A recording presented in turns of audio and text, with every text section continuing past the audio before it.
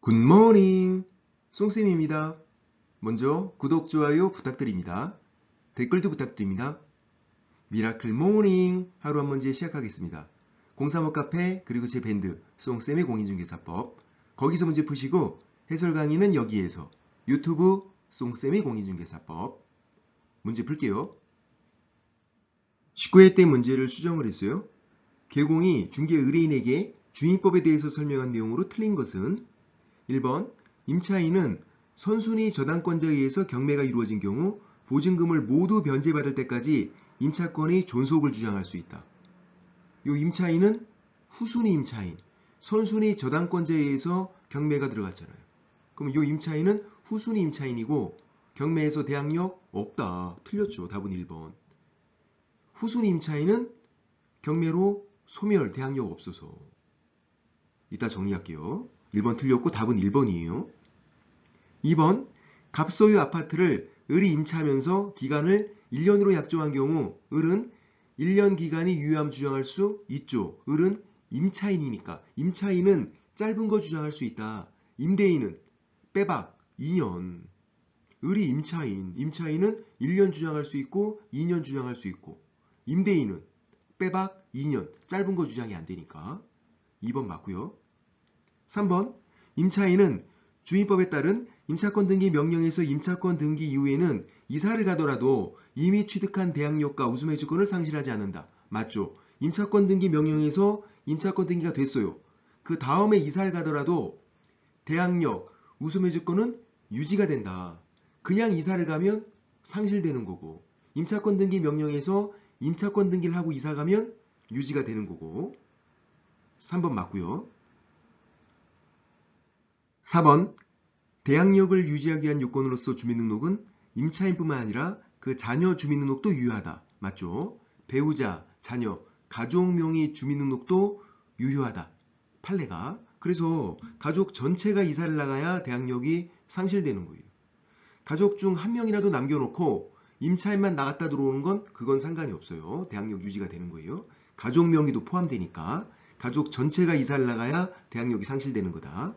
4번 맞고 5번 주택 임차인이 별도로 전세권 설정 등기를 마쳤어요. 그리고 대항력권을 상실하면 이사를 가면 그 말이에요. 그러면 이미 취득한 대항력 상실한다. 맞죠? 임차권 따로 전세권 따로. 임차인이 전세권 설정 등기를 한 거예요. 그리고 이사를 가면 임차인으로 갖고 있던 대항력과 우수매주권은 상실된다고. 전세권은 후순위로 있는 거고. 임차권 따로 전세권 따로니까. 만약에 임차인이 임차권 등기 명령 신청해서 임차권 등기를 하고 이사를 갔어요. 그러면 유지가 되는 거죠. 임차인은 임차권을 등기를 해야 된다. 그래야 대항력과 우수매주권이 유지가 되는 거고 임차인은 임차권을 등기해야죠. 지금 전세권 설정 등기 있잖아요. 임차권은 채권, 전세권은 물권 따로따로. 만약에 이사를 안 갔으면요. 이런 경우에 둘 다 있는 거야. 둘 다.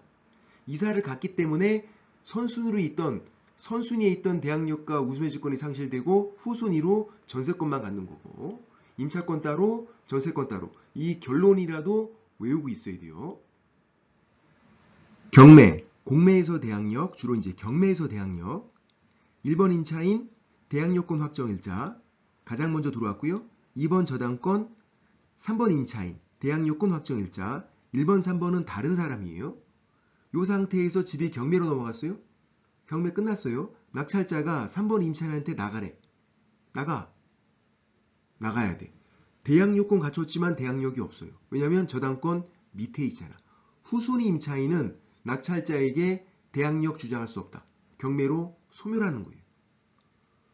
나가면서 낙찰자에게 보증금 달라고 하는 게 아니라 전주인 찾아가서 보증금 달라고 하는 거고 보증금 못 받겠죠. 전주인이 돈이 없어서 집이 경매로 넘어갔는데 근데 이제 확정일자 받았으면 우선매수권은 있어요. 이게 다른 거거든요. 대항력은 낙찰자에게 주장하는 거. 그거는 없다고. 그거는. 근데 확정일자 받으면 우선매수권은 있어서 경매 법원 가서 배당 요구해서 받을 수 있어요. 그런데 우선매수권만 놓고 보면 우선매수권은 후순위보다 먼저 받는 거예요. 후순위보다. 2번 저당보다 먼저 받지를 못해요. 그러면 이런 일이 생기는 거예요. 2번 저당권자가 다 갖고 다 갖고 남은 찌끄레기 넘기는 거야, 밑으로. 그럼 얘는 3번 임차인은 거의 못 받아요. 2번이 다 땡겨가. 찌끄레기 조금 받는 거고. 후순위 임차인에게 우선 배제권은 그닥 큰 의미가 없어. 인정이 돼도 법원에서 줄 돈이 없으면 이거 못 받는 거예요, 그냥. 별 의미가 없어. 그래도 없다 그러면 안 되죠. 후순위 임차인도 확정일자 받으면 우선 배제권 있는 거다. 법원 가서 달라고 할 수 있다. 근데 이제 1번 임차인은요, 저당권 위에 있으니까 대항력도 있고 우수매 조건도 있어요. 경매에서 아무것도 안 하고 경매 끝나고 낙찰자에게 보증금 달라고 해도 돼요. 대항력 있잖아.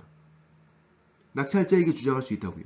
그리고 확정일자 받아서 우수매 조건도 있어서 경매 법원 가서 배당 요구해서 받을 수 있어요. 경매 법원 가서 자기가 1번이니까 지가 1번이니까 다 받을 확률 제일 높아. 다 받으면 나가면 되고, 만에 하나 1번 임차인인데 다 못 받고 잔액이 남았으면요, 거의 다 받고 잔액 한 100만 원 남았대. 그 100만 원 낙찰자에게 주장할 수 있다.